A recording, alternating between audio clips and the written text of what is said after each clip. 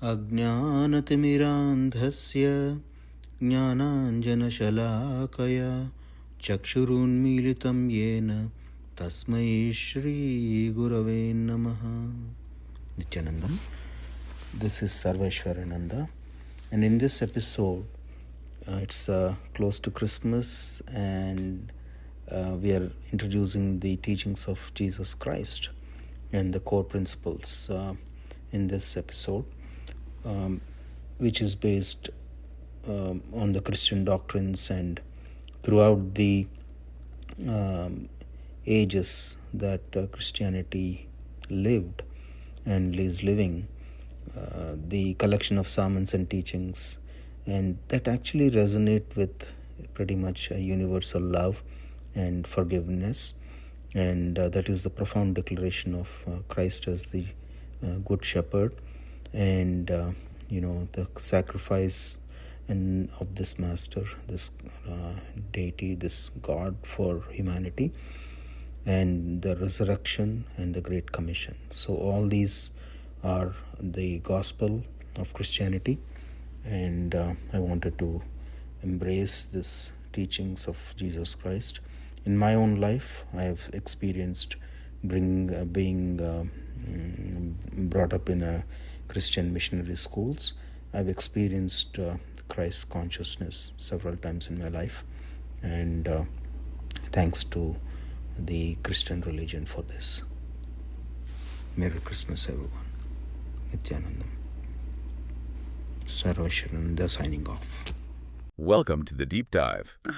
You handed us a stack of sources that represent some of the most concentrated and, frankly, demanding ethical and spiritual material ever compiled. We're talking about the core teachings, the principles, the sermons attributed directly to Jesus Christ. It's like the foundational constitution for a whole spiritual movement. It is dense, absolutely. But what makes this material so compelling is its singular focus. It's not a history. It's, a manual for living. A manual. Yeah. These teachings operate as a set of really rigorous, almost non-negotiable requirements, and they're all structured around these universal principles of human conduct, radical humility, and divine expectation. So our mission today is to cut through some of the historical context and just extract the pure, actionable philosophy. We want to find the core definitions of, true devotion. And the requirements for spiritual reward, which are often really surprising. Exactly. We'll start with the required personal attitude, then dive into the radical social ethics, and finally look at the ultimate test of authenticity. Sounds good. Okay, let's unpack this. Let's start with who exactly is considered blessed in this kingdom. So the foundation of this entire system is laid out in what the sources call the Beatitudes. And this section, right away, it just upends our conventional definitions of success or fortune. It really does. To even understand the mandate, you first have to grasp this very specific, almost inverted character that's required. It reads like an anti-resume. I mean, the blessed are defined not by strength or wealth. Not at all. But by a state of need or maybe vulnerability. The poor in spirit, those who mourn, the meek, even those who hunger and thirst for righteousness. And even those persecuted for that righteousness, they're all on the list. Right. And what's fascinating here is that this blessed identity is always tied to an internal state of humility or yearning. It's not about what you've accomplished on the outside. And the rewards match that. They're transformative. Yeah. Comfort, inheriting the earth, obtaining mercy, seeing God. And they're told to rejoice and be exceedingly glad if they're persecuted because their reward in heaven is great. So that sets the stage. Your internal character comes first. Okay, so that establishes the inner life. Yeah. But then the sources immediately introduce this powerful tension because that inner humility has to translate into radical external visibility. Yes. We're immediately told, ye are the salt of the earth. And that phrase gives us the utility function. Salt back then was essential, preservation, flavor. But there's a huge warning that comes with it. If the salt loses its defining characteristic, its savor, it is, and I quote, good for nothing, but to be cast out and trampled underfoot. So your identity is conditional on being useful. Precisely. And that's coupled with the mandate of visibility. Ye are the light of the world. And it's not a suggestion. A city on a hill cannot be hidden. The light has to shine before men. So that they see your good works, and then, this is the key part, glorify the Father. So how do you square that? How do you reconcile that internal meekness with such a mandatory external exposure? I think it forces a distinction between pride and purpose. Sure. The visibility isn't for you. It's not self-glorification. It's to redirect attention to the divine source. I see. And this focus on the internal state, it just gets reinforced when the question comes up of who is the greatest in the kingdom of heaven. And the answer demands this radical self-reversal.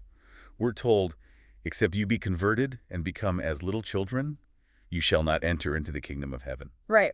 Whoever humbles himself as a little child, that person is the greatest. It's a complete rejection of worldly hierarchies. And this humility, it also extends to non-exclusivity. Right? It does.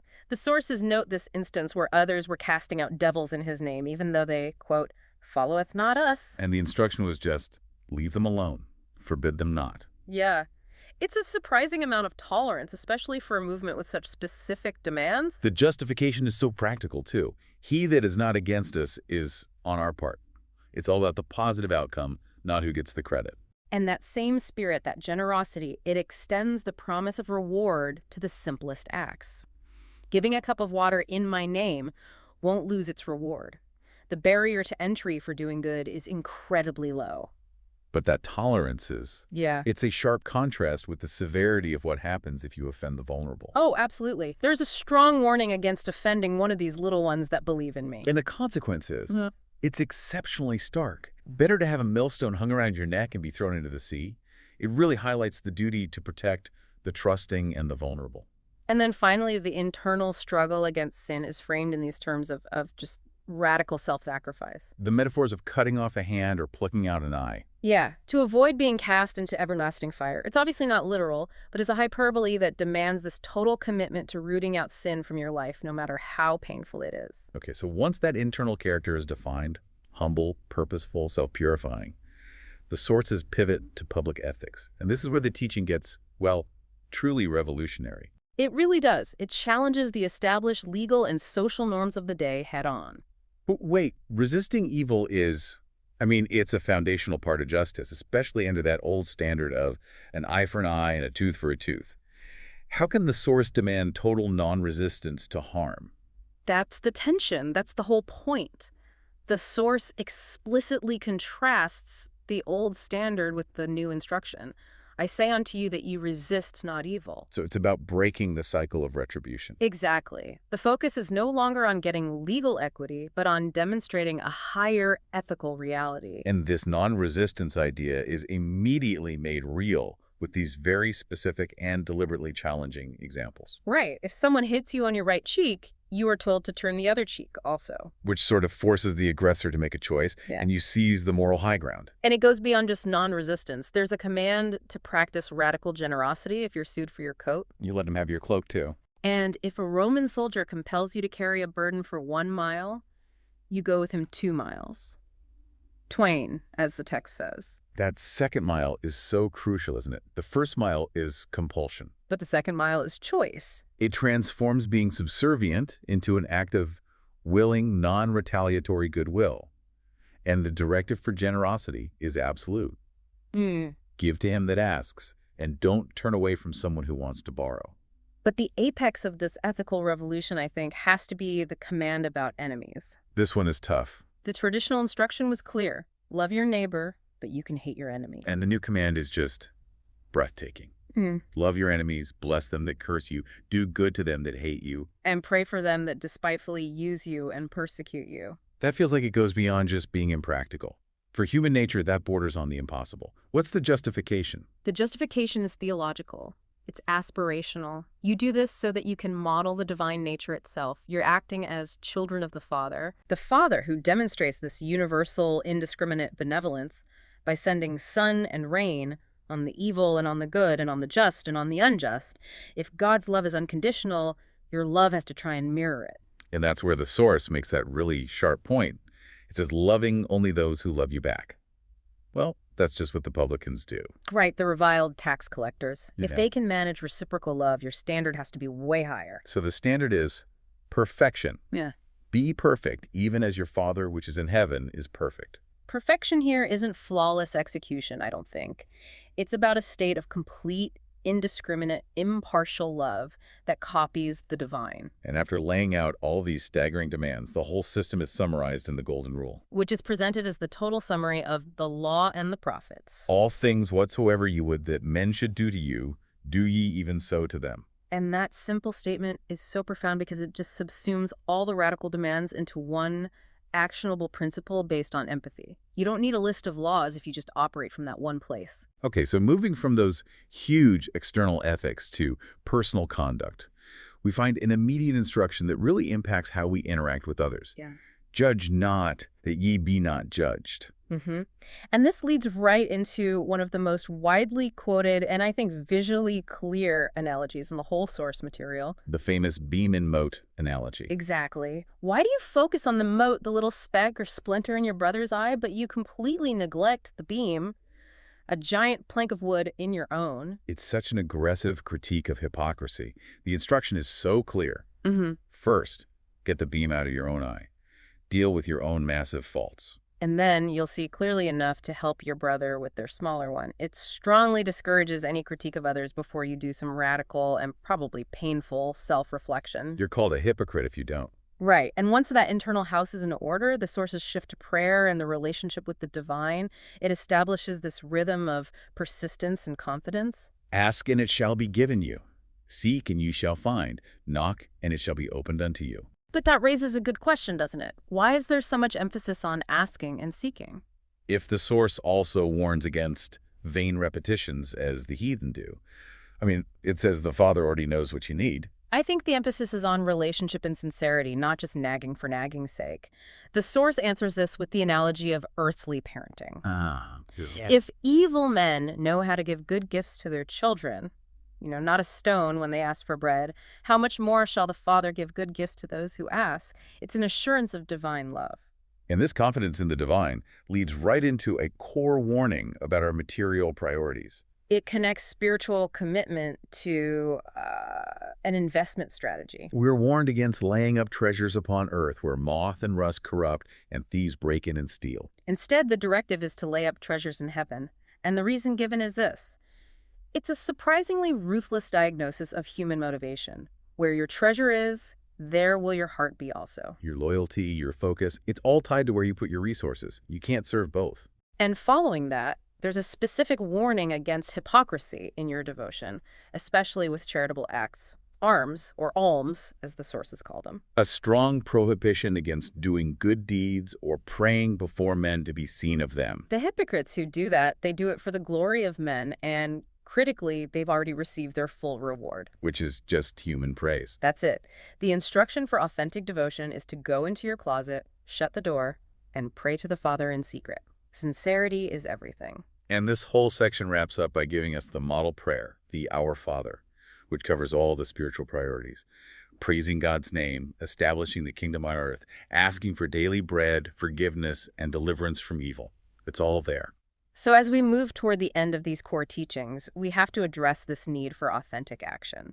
It starts with a stark choice, presented in the metaphor of the two paths. The contrast is so dramatic. You've got wide is the gate, and broad is the way that leads to destruction. And many choose that easy route. But then there's the straight gate, and the narrow is the way which lead unto life, which is found by only a few. And that leads straight into a warning about who you follow.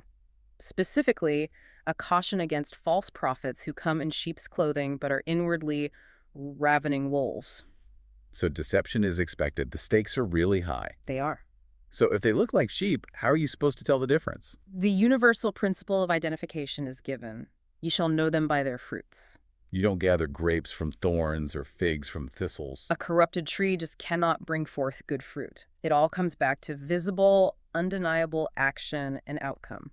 And this is the critical transition, isn't it? From just professing something to actually applying it. It is. The source makes a terrifying statement for those who rely only on words. Not everyone who says, Lord, Lord, shall enter into the kingdom of heaven. But only he that doeth the will of my Father.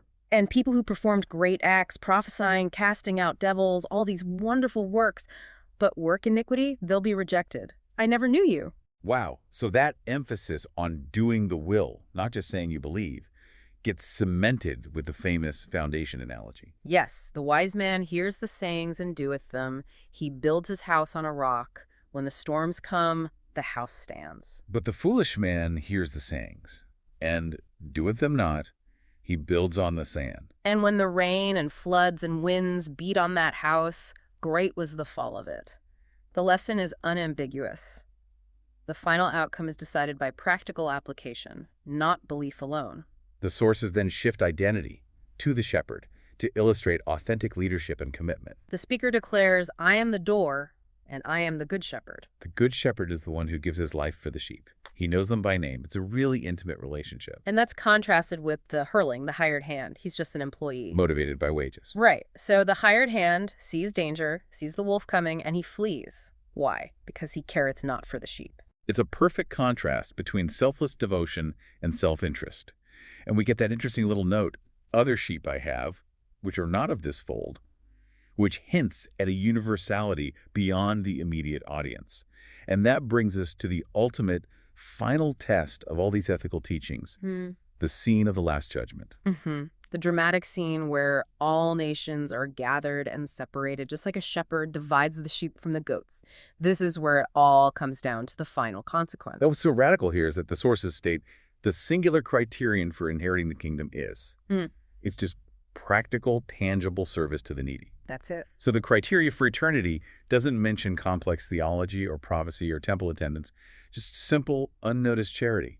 That completely flips the script. It absolutely does. The king tells those on his right the shoot. I was hungry and you fed me. I was thirsty and you gave me drink. I was a stranger and you took me in. Naked and you clothed me. I was sick and you visited me. I was in prison and you came unto me. It's a list of mundane physical acts of mercy. And here is the crucial piece, the interpretation that ties the human action to the divine reward. When the righteous ask, when did we do this for you? The answer comes back. Verily I say unto you, inasmuch as he have done it unto one of the least of these my brethren, ye have done it unto me. So the divine is found in the most vulnerable, the most unnoticed person. And failure to serve one of the least of these is seen as a direct failure to serve the divine.